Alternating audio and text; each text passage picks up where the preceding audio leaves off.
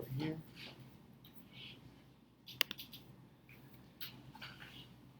All right.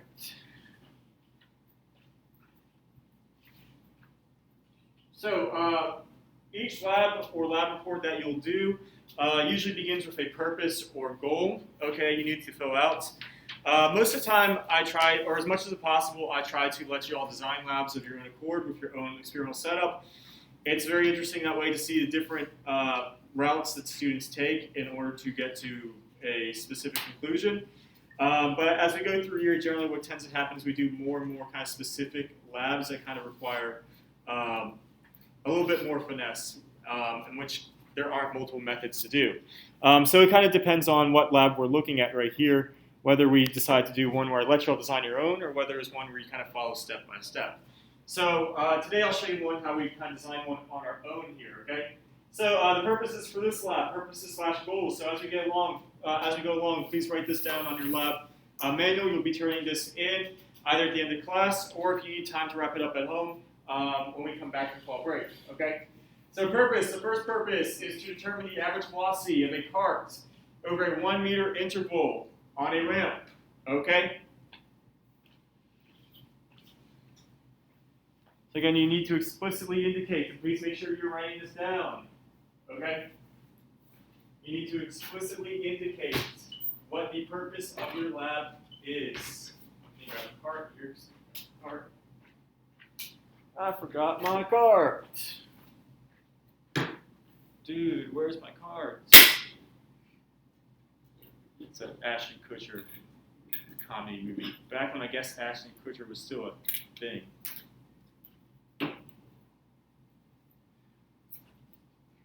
He's still a thing in my world. Mid-2000s. All right.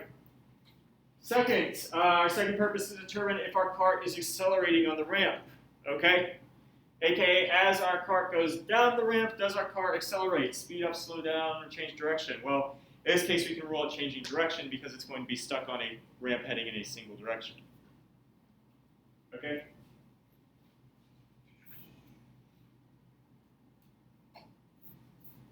I'll give you all a moment to write this down as need be, and then we'll move on to discussing procedures and steps and so on and so forth. All that good stuff, which I guess we kind of need to do science, unless you're just an absolute renegade scientist like me, and then you just do what you want. You fund your experiments by stealing money from banks and little old ladies, and then you use that money to build particle accelerators to other dimensions. All right, anyway, do we all have this down right here? Anybody need any more time? Okay. All right, so the second thing you need to state in any lab here, okay, is the materials you plan to use. Think of a lab, when you complete a lab report, as like a recipe, okay? The idea being is even though here we're kind of a more relaxed setting, okay, when you're actually conducting science, you want to be able to have your experiment be repeated in case you need to see if the data is consistent and that the results you got are actually accurate, okay? So the idea is you need to make that recipe as detailed as possible so that anybody else in your scientific field can recreate that experiment, okay? And so just as a recipe not only has instructions but also ingredients, our lab also has to have ingredients, which is our materials, okay? So for this specific lab, okay, we're going to be using a couple materials here, okay? So on here, we're going to be using electrical tape. You can just write tape down. You don't have to specify, you know, like the brand and everything like that, electrical tape or anything like that. Just regular tape, okay? We'll be using a meter stick, and I actually need to exchange this meter stick out because it's kind of warped and crooked, all right? So let me go get another meter stick. We'll be using carts, okay?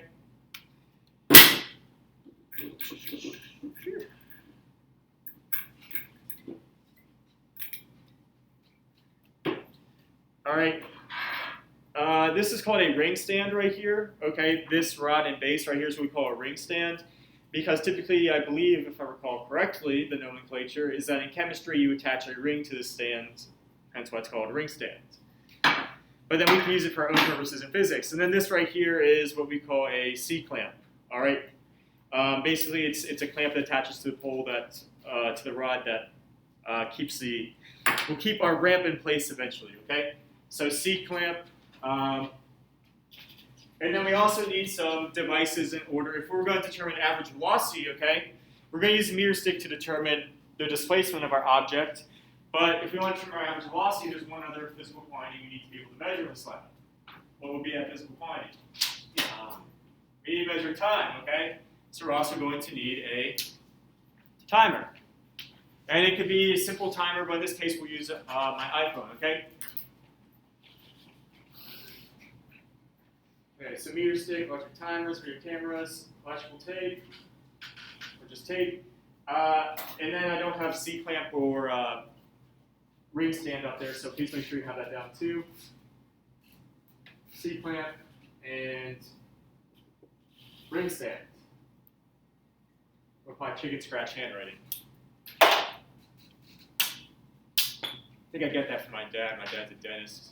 Dentists and doctors have chicken scratch handwriting. Maybe I should go become a doctor. Nah, too much fun here. All right. And then we're also going to need video cameras, and we'll discuss why when we get to our procedures and methods in a second. Okay? So right now, just please make sure you have all materials listed up here.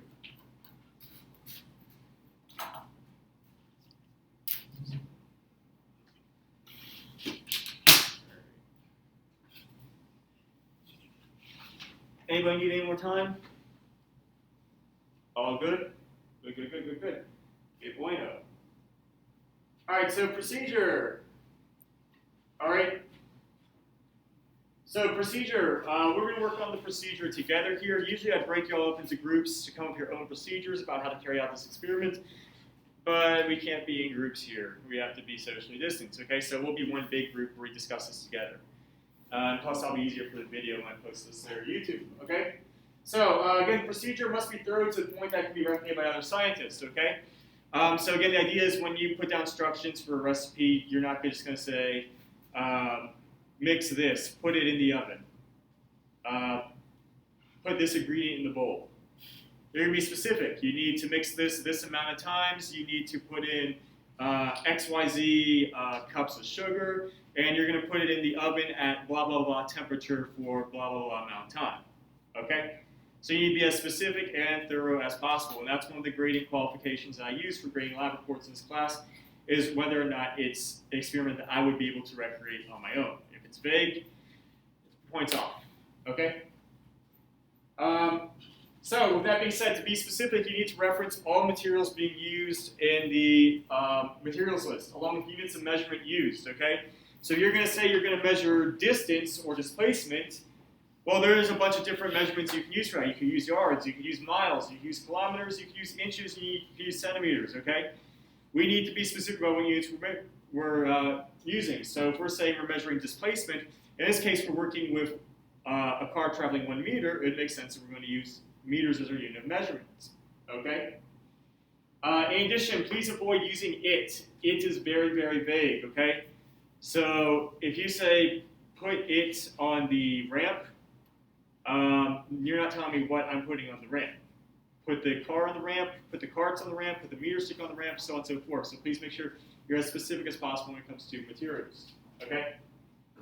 And then lastly, even though we can be as detailed as possible, sometimes we can't fully convey what we want through instructions, okay? So it's always, always, always expected to have a lab diagram with all relevant materials labeled for the lab, okay? And then also make sure to include what type of data you record, which kind of goes back to measurements. You're going to record distance or displacement, you're going to measure the average velocity, so on and so forth, okay? So let's take a look here, okay? So we want to set up a ramp first off, okay? We're trying to set up a ramp for our cart to go down. So what do you think we're going to do with the materials that we have here in order to set up this ramp? Better said, what materials do you think we would use to set up this ramp here? Ring stand. Ring stand, all right. So we put our ring stand into place. All right, watch this very fascinating tutorial on setting up a ring stand. Very, very fascinating. Ooh, ah, ooh. All right. and we can attach the C-clamp here, okay? So at this point, it might seem a little bit confusing. How's the C-clamp going to work, okay? So the C-clamp, you see this little square bolt right here, okay? There's a little notch on the side right here. Everybody see this notch, all right? The square slides into the notch, okay, to hold your object in place. But the thing is, the square must be far enough away from this little plate right here. Otherwise, there won't be enough space for the square to slide in to your little rivet right here. Little crevice, I suppose. Crevice is the word I'm looking for.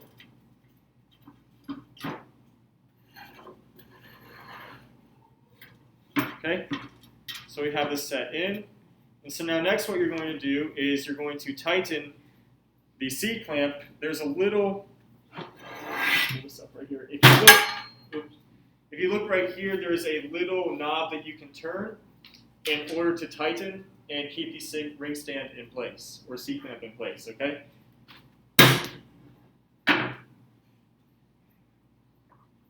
So that will be the first instruction that we can put down in our procedure, okay? So for our procedure, again, please make sure you get this as we're going along. The first step we could do is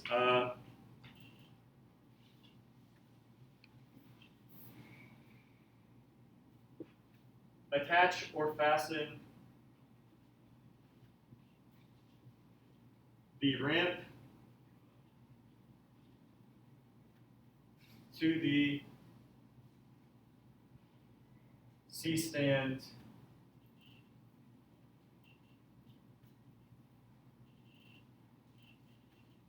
or to the ring stand, better said, to the ring stand. Okay, you don't have to include C-clamp here, okay? So attach the ramp to the ring stand, okay? Again, you don't need to include anything like the C-clamp or anything like that. You don't have to do you don't have to do a detailed breakdown like I just did, explain how to use the C-clamp. You can assume if you're writing these reports for other scientists that they know how to use basic scientific equipment, okay? All right, so now we have this attached slash fastened, okay? So let's focus now on determining average velocity, okay?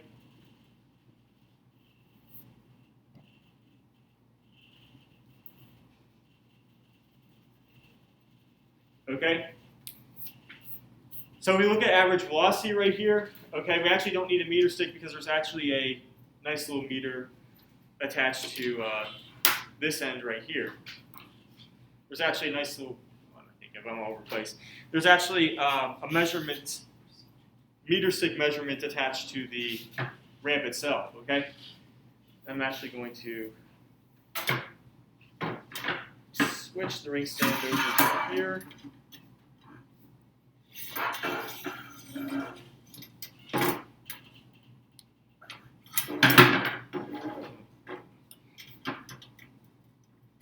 See, this is why you do labs in groups, because it's just so much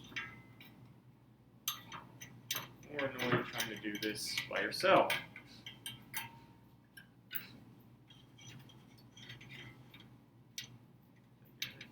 Come on. Come on.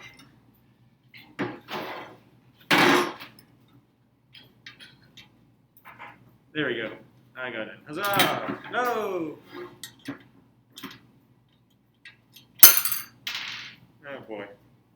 That was definitely not what I wanted. Alright, the reason why I'm switching it up is because this end is actually marked at the 0 centimeter mark, and then this end is at 121 centimeters. So I'm going to want to be able to choose from where I release the cart, so it travels exactly 100 centimeters or 1 meter. And ends up at 0 centimeters at the bottom.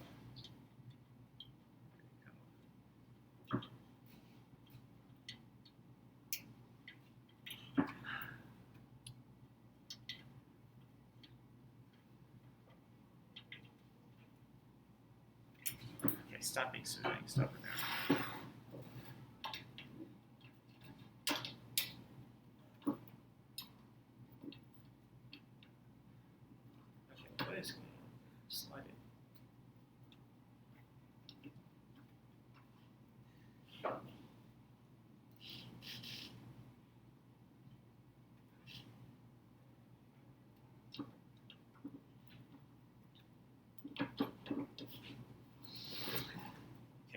don't know what's sliding in on one end, but not the other. All I know is that it's very annoying here. There we go. Finally got in.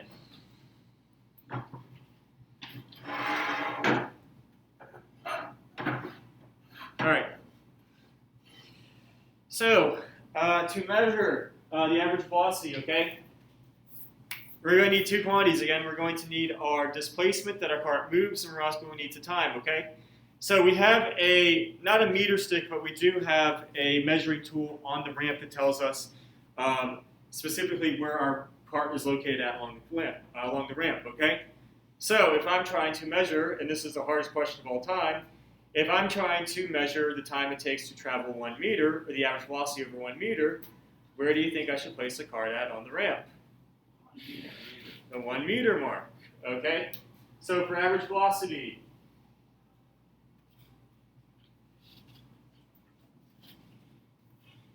place the cart at 1 meter above the bottom of the ramp. And the bottom of the ramp is down here.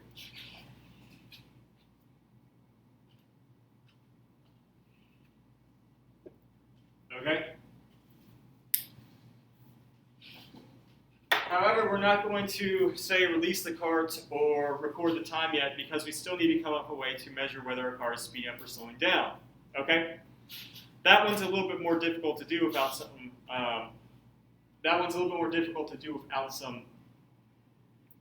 Math at our disposal. But there is a way that we can use without math to methodically determine whether a car is speeding up or slowing down. Okay? I'll give you all a hint. It has to do with the electrical tape. It also has to do with the video camera.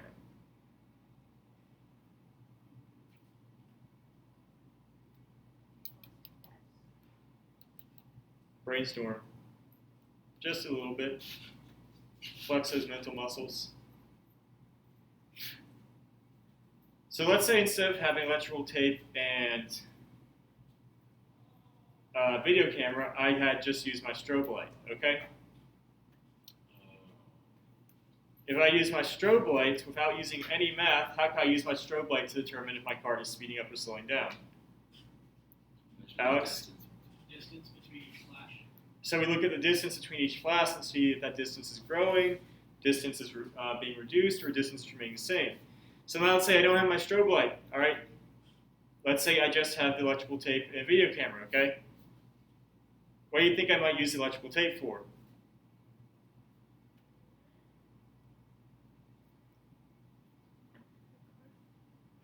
Excuse me?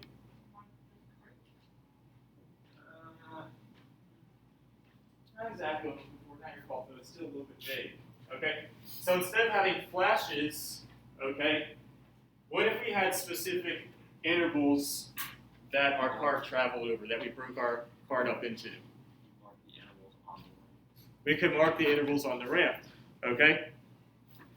So let's say we choose to do like every 10 intervals, or every 10 centimeters, okay? So if we do it every 10 centimeters for 1 meter, how many intervals are we going to have? Just 10, okay? 100 divided by 10. And it doesn't have to be exact, okay? Well, actually, it doesn't have to be exact electrical tape, but we still want to be consistent. So we'll place the electrical tape at the middle of each specific measurement. So the 100 will go down the middle of the electrical tape. Next we do 90.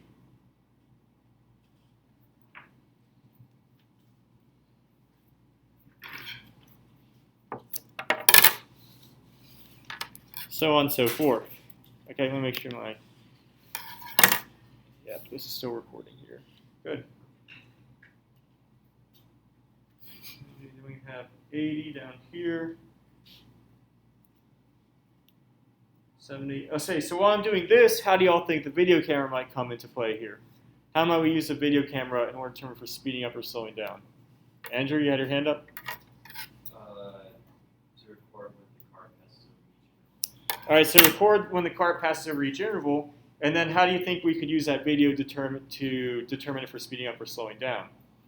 Just the All right, elaborate. What do you mean by the time? Go into like slow motion, count use the timer to see how long it took to go between each interval. Speeds up or something. Right, we can use a timer, we can use a video to compare the times it takes to go between each interval and see if that time is increasing or time is decreasing. If the time is decreasing over each interval, if the time it takes to travel equal amounts of intervals is decreasing, what do y'all think suggests is happening to our car? It's accelerating. Speeding up, right? Yeah, man, come on. We all know acceleration means slowing down too, man. Come on. Come on. Get out of here, man. Get out of here. Let's see, is it still recording? Yeah. Okay. I think it's still recording. Yeah, it still is.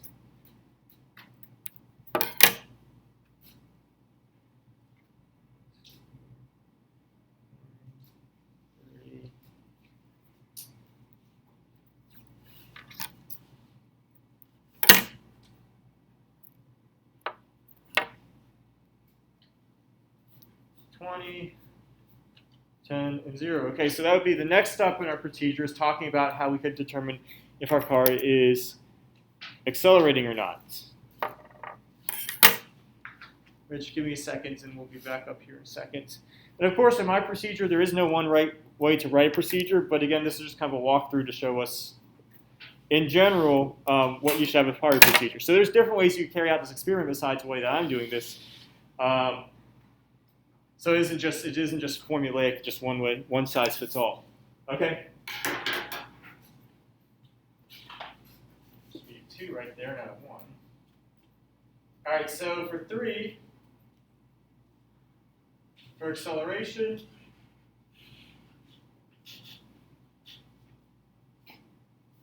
mark 10 centimeter intervals with the electrical tape, with the tape over a span of 1 meter. Okay?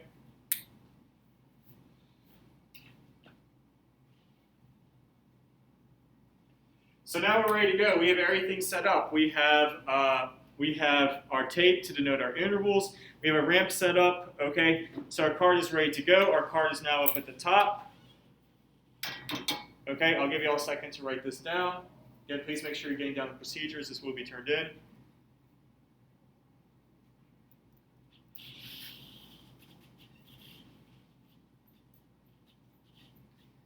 All right, so now we're ready to let go of the card. So when I let go of the cards, what are the people with the timer and the phone going to do? Recording. Start recording, okay? So we can say for step 4,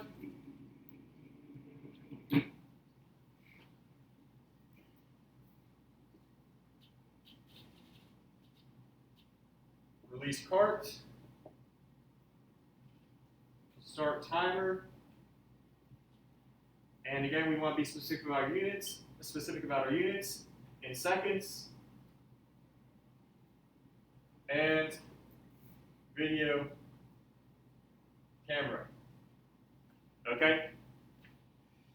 And then to make sure we have consistent results here, okay? Because there is a chance that something could go wrong in one of the trials, we should repeat multiple times. So you could say for 5th step, repeat steps number 1 through 5 for multiple trials, which in this case, multiple trials we could do, I think I have in this case, at least 3 trials would be sufficient. For this case, we have 4 trials. So repeat steps 1 through 5 for 4 trials. Okay? And there's our sample procedure right there. All right? However, there is one thing that I'm forgetting my procedure right here. let's say you read all of this, you go, okay, it makes sense, but I don't know what I'm supposed to look like in the end. What else am I going to have to include up here? Lab diagram, okay? So that's where a lab diagram comes into effect at, okay? So we draw something like this, okay? And then we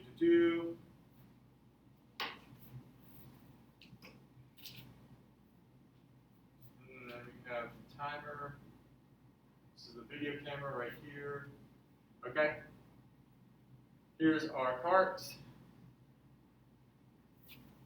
All right, something simple like this. You want it detailed enough to be recreated, but not too detailed that it's complex and hard to follow, okay? So in this case right here, we need to label what we're using here. So we'd say that this is 1 meter from the bottom up to where our ramp is our cart is being released from, okay? We would have the notches, so 1, 2, 3, 4, 5, 6, 7, 8, 9, 10, okay? All right, and so now we have to denote the material that we use. So we can say these notches is the electrical tape or the tape. We can say this is the ring stand. Call this the timer, camera, ramp, and cart.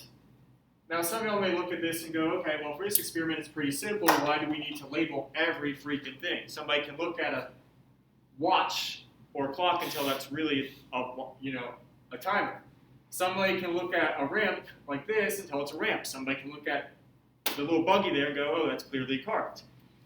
It may seem simple right now, okay, but if any of y'all pursue science at a higher level, all right, you're going to be working with very detailed experiments where you'll need to clearly delineate and label, delineate wouldn't be a proper word, but clearly demark I believe would be the proper word. Demark and label the materials that you're working with, so that way people are able to recreate your experiment, okay? So something simple like this we're starting out with just to get the hang of, but then if you go into higher level science, that will serve you well in terms of designing experiments that are more complicated and intricate, okay? So, are there any questions? All right, so we're going to carry out this lab here, okay? And then we'll get to data analysis, okay? So the only part of this that I can't do is the video camera parts.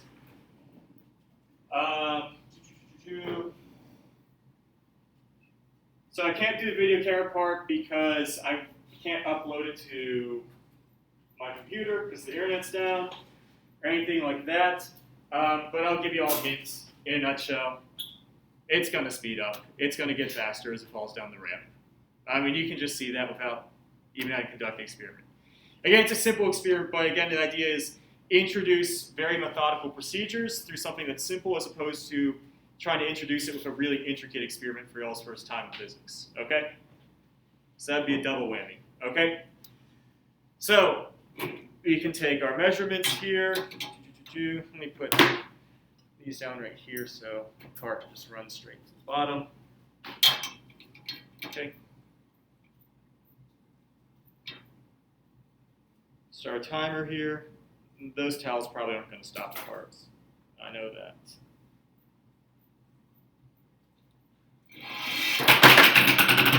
Yeah, it did better than I thought. All right, so for our first trial, okay? So for our trial number 1, okay, we have the trial number. The middle column is going to be used to write down our time, okay? The last column is going to be used to calculate our velocity. We don't need to worry about writing down our displacement, okay? Would anybody care to answer why we don't need to record our displacement for each trial? Alex? It's only going in one direction. It's only going one direction. It's only traveling 1 meter. We're not changing the displacement over several trials. We're keeping it the same. So it's a constant in our lab here. Okay, so we don't need to record that for each trial. Okay, so in the middle table, all right, we're going to label. So now we're moving on to data analysis here. Okay, so when you label your data, okay, this middle column right here is going to be time. But again, you want to be specific, so in parentheses, you're going to say the units of measurement that you're using here. In this case, we're using seconds. Okay? So our first trial yielded a time of 0.84 seconds. Okay?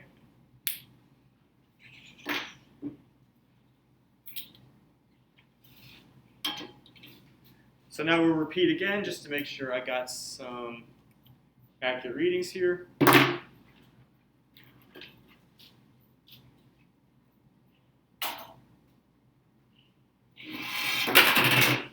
got 0.75 seconds. I'm pretty dang good. My reactions are so cat-like and so fast, I can perceive things imperceivable to the human eye. Like, I can perceive how many licks it takes to get to the center of a Tootsie Roll Pop.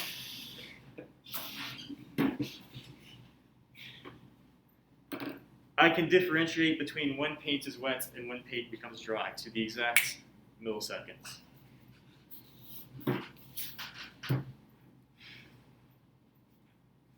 Let's see here. All right, so we record 2 more trials here.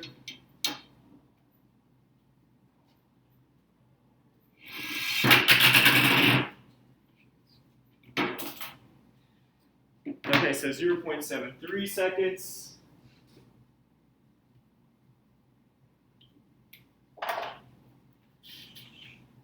And we do one last trial here just for good measure.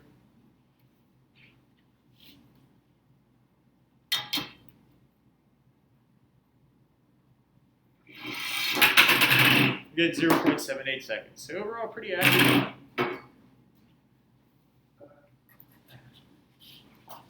All right, so 0.78 seconds. Okay? Our next column over, that's where we're going to calculate our velocity. Okay? So for this specific scenario, if we're using meters for our displacement and time for our seconds, that means our unit for velocity is going to be Meters per second. meters per second. All right, and that tends to be standard in physics unless we're doing something like kilometers, but we're not going to be doing anything that requires that large measurements. Okay? So let's see, what are we at? So now we're on to the data recording part. Okay? So in your post-lab analysis, okay, you're going to answer all questions posed. Specifically, we need to calculate our average velocity, okay?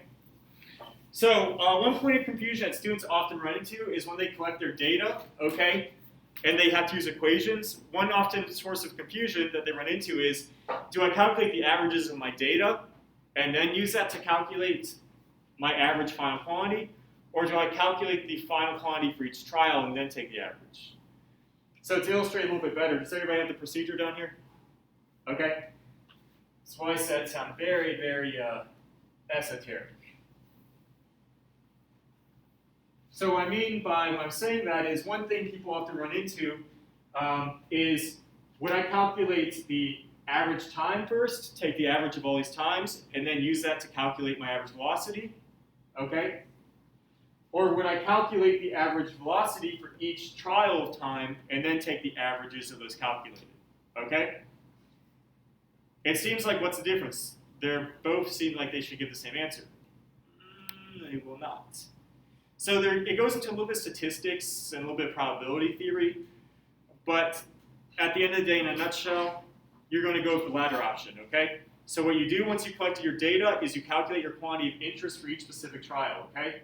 So if we have 0.84 seconds for our first trial, okay, that means our average velocity is going to be 1 meter divided by 0.84 seconds, which in this case right here, let's see if my calculator go, is going to give you 1.19 meters per second, which is what I think we got around last year, so pretty dang accurate. Okay, and then you're going to repeat for the same trial. We're going to use your time in second trial to find your velocity in second trial, find your velocities for all your trials, and then take the average of that. Okay? So we're going to have 1 divided by 0.75 gives us 1.33 meters, repeating. So technically this is the velocity that never ends in the second trial right there. The never-ending velocity. If any of you all have ever seen The Never-Ending Story. No? Oh man. Oh man. All right. And then we get 1 1.37, I'm not repeating, meters per second.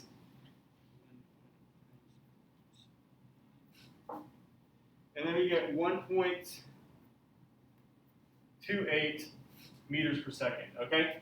And so then at the end of the day, once we found our velocities for each individual trial, all right, we want one number that's representative of all those velocities, so we take the average here, okay? Which in this case means we add all of our trial velocities together, and then we divide by the number of trials we have, okay? So in this case, we're going to have 1.19 meters per second plus 1.33 meters per second plus 1.37 meters per second plus 1.28 meters per second. All this divided by the number of trials, which is 4. And we get our average velocity is going to be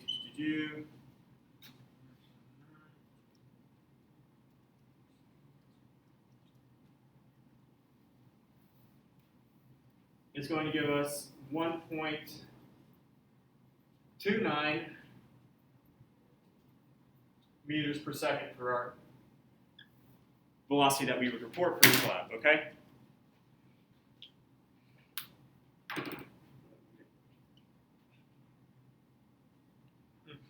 Oh, itch on my nose there, okay?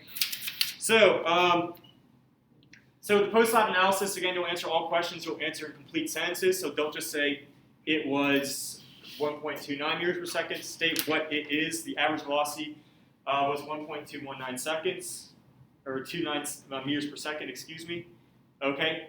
Also state the equations you use to get your answer, so don't just state the average velocity is 1.29 meters per second, but say we found this using v equals delta x over delta t, okay?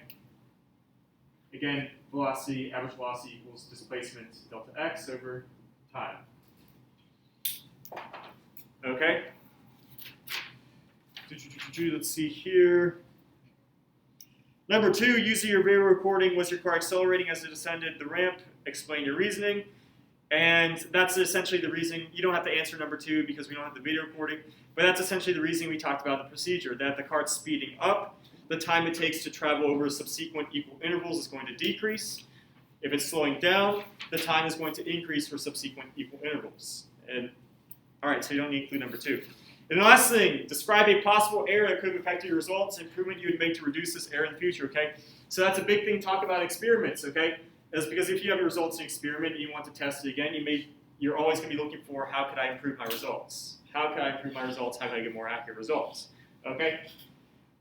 Real quick, with that in mind, okay, you should have covered this in other science classes before, but if not, there are the existence of what we call statistical outliers, all right, meaning numbers that don't belong to our trial, okay? So let's say we all get a consistent time about in the ballpark of 0.7 to 0.8 seconds when we take these measurements here.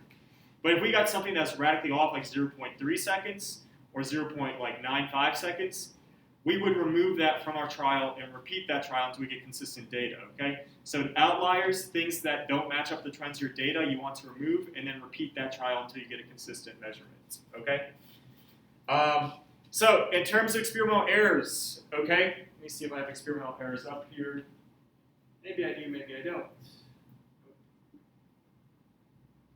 So there will always be an experimental error component on your lab report, okay? And I can't pull up the experimental errors document I have because the internet's down. But there are 3 types of errors in experiments, okay? One of them I never want to see written down on the lab report, okay? The 3 types of errors you have: systematic, random, and the last one that you should never, ever, ever write in your lab report. Would anybody care to take a guess? Human error. Or purple. Human error. Okay, so let's break down what each of these mean. Okay, maybe you've seen them in prior science classes before, maybe you haven't. If not, that's what we're going to do is just briefly review these here, okay? So systematic error means that it is an error that has to do with your system, meaning the parts and materials that make up your system, okay? So maybe you could have used a smoother surface. Maybe you could have used a more accurate timer, okay?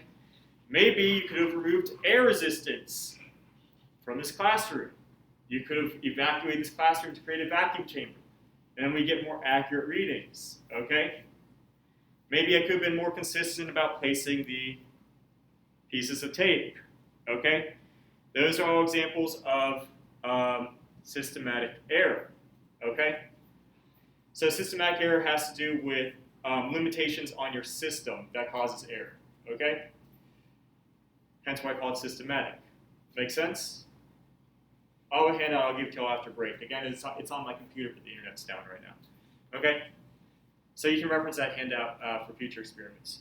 The second type of error is called random error. Now, would anybody care to take a guess to the extremely difficult question as to why we call it random error? Alex? It's random. It's random. It's unpredictable, okay? So, whereas systematic error, you can remove the systematic error by making an improvement to your system, random errors you cannot improve upon, or you cannot improve upon by altering your system because they're unpredictable and they're random in nature. They're going to cause fluctuations in your data in a certain direction, okay? In random directions, hence why I call them random errors, okay?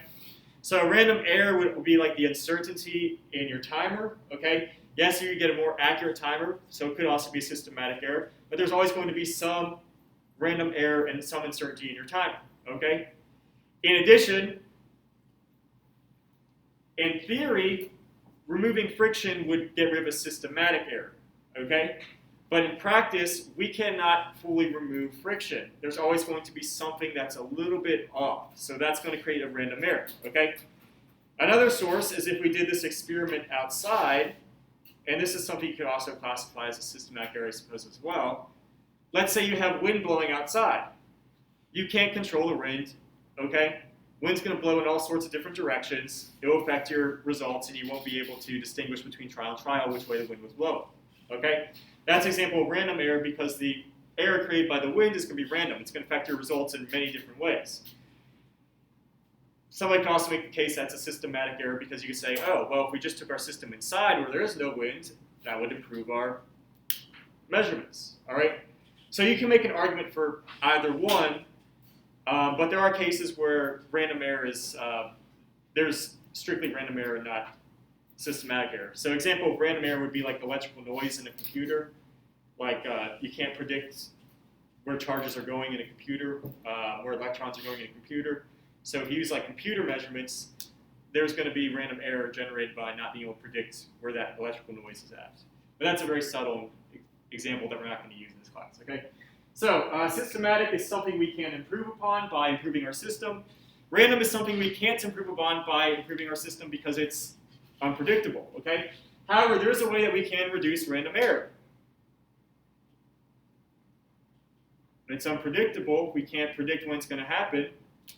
If we take more trials of our data, that's going to reduce error, okay?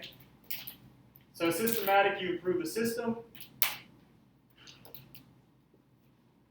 And then random, you do more trials because doing more trials will allow you to compute a more accurate average, okay? Because with the idea of being systematic will sometimes give you an error that's greater than your actual result. Random will sometimes give you an error that's greater than your actual result. And then other times it will give you an error that's lower than your actual result. So the more data we take, more data points we take, those high and low errors are going to even out to give us a more accurate average, okay?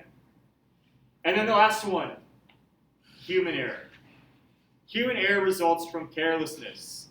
Like I spilled Pepsi on my track. Or I forgot to start the timer, okay? You should never ever write human error down in a report. However, you can cite yourself as a systematic error instead of a human error. Because systematic errors have to do with measurements that are a part of the system. So for example, okay,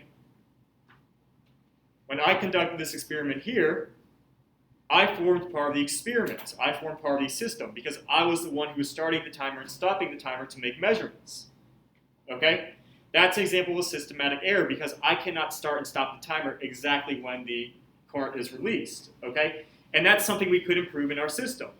A way that we can improve upon that is if we had like sensors that immediately started when the cart broke past the sensors. Okay? Now people will tend to think, oh, that's a human error. Mr. Heffley's not starting it at the right time. That's a human error because he's a human. No. It's not that I'm being careless. It's not that I'm being reckless. It's not that I'm forgetting to do stuff. It's just that there's a limitation on how accurate I can get my time to be. So we can improve that by using different methods to collect times for our cards. Okay? So if you ever talk about yourself as a possible error in your lab report, be sure to relate it to how it affected the results, and then what you could do in order to improve your results in the lab in the future, okay? Instead of, for example here again, instead of me recording time, we could have sensors that record the time, start to stop when the car crosses, okay? You should never ever say, that's an example of human error. Human error strictly has to do with carelessness, okay? So, are there any questions? So I'm going to give you a remainder of class to complete your labs as need be. If you need to complete procedures, if you need to complete trials. At this point, though, if you've been following along, you should only have to do the post-lab analysis, which is the 3 questions there. Okay. For number 2, please do number 2, but please just explain the reasoning that we talked about before the lab. Okay, about how we would use the notches in the video camera to determine if our object's speeding up or slowing down. When you're done, you can bring it here, turn it to the front. If not, finish it over break, and then bring it back on Tuesday when we come back from break, okay?